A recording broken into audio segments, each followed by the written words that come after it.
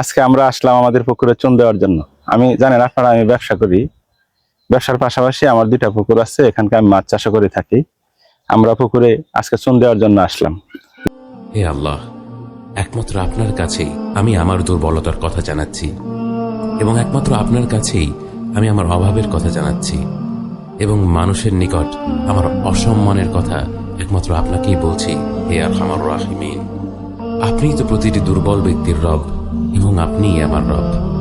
আপনি কার কাছে আমাকে ছেড়ে দিলেন? এমন অচেনা মানুষদের কাছে। অন্যান্য ব্যবসার সাথে মাছ চাষ লাভজনক। খুব বেশি পরিশ্রম নাই, কম পরিশ্রমে মাছ চাষ করা যায়। পাশাপাশি অন্য ব্যবসাতে বাকি চলে যায়, ব্যবসার অনেক সমস্যা তৈরি হয়। বাকি দিতে গেলে ব্যবসার মূলধন নষ্ট হয়ে যায়।